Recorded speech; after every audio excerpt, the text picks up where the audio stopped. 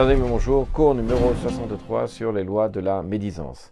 Alors, pour revenir sur cette notion de publier, sur le comportement de quelqu'un de façon péjorative, sachant encore une fois que toute son intention, c'est pour aider celui qui a été lésé par ce comportement-là de cette personne dont on veut parler.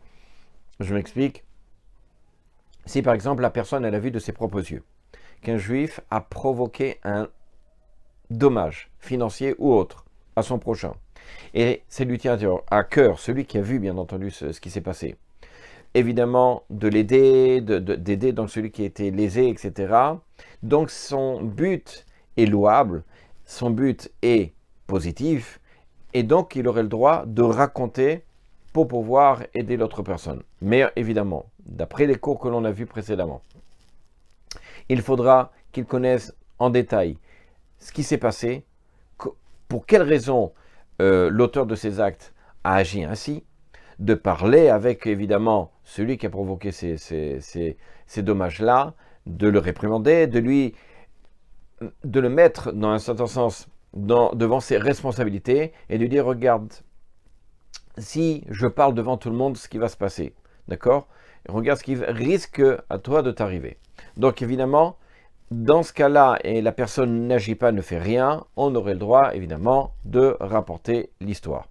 Aujourd'hui, dans notre société, on a souvent on va dire comme ça, un chemin plus rapide, c'est d'aller voir des conseillers de justice, la justice elle-même, d'aller voir la police, etc. Le problème, c'est qu'on risque de mettre ce juif qui a provoqué ce dommage-là dans les mains de personnes qui sont non-juives ou qui sont juives mais qui ne vont pas selon la Torah, et que pour des fautes qui, d'après la Torah, ne méritent pas d'aller en prison, il risque d'aller en prison. D'après le Chafetz Chaim, ça s'appelle une délation, et évidemment, c'est une faute grave. Par contre, si on parle d'une personne qui est dangereuse pour la communauté, pour tel individu, alors évidemment, on aurait le droit d'en parler, de s'en protéger, et donc d'en parler même à la justice, à la police, etc. Nous avons vu hier, entre autres, au sujet de ce qu'on appelle sicha vetela, c'est-à-dire des paroles profanes qui sont dites dans une synagogue, dans une Beth Knesset. On a vu la facilité à laquelle la personne elle peut tomber. Pourquoi?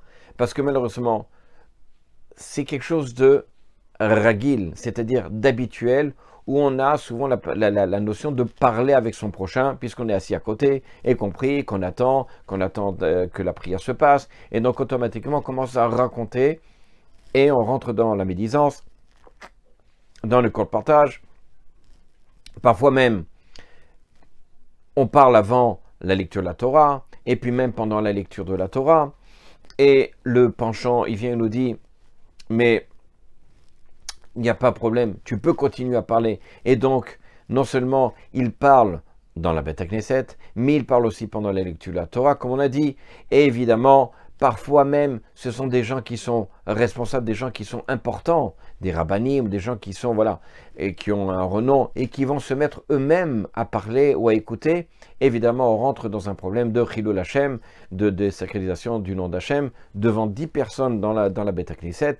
Imaginez le Rambam, dans son Sefer HaMitzvot, il en parle dans Lota Aseh, la bande de Mitzvot Lota Aseh, Samer Gimel 63, on peut aller voir là-bas. Quoi qu'il en soit, lorsqu'il y a ce genre de problème, on peut énumérer le nombre évidemment, d'interdits qui ont été réalisés. Premièrement, évidemment, l'interdit de parler de la médisance et de parler de colporter, etc., à part d'autres interdits qui peuvent être parmi les interdits de la shonara, de médisance. Deuxièmement, il a transgressé aussi ce qu'on appelle Velotecho Leshem Koshi, tu n'as pas le droit de transgresser et de désacraliser le nom d'Hachem, d'accord, devant 10 personnes, puisque cette personne, elle est importante, elle a une barbe, etc., et elle parle comme ça, alors que les autres disent, tiens, le rabbin, il s'est permis de parler pendant la lecture de la Torah, etc., quelque chose de très grave. Donc ça s'appelle ça Chilul Hashem.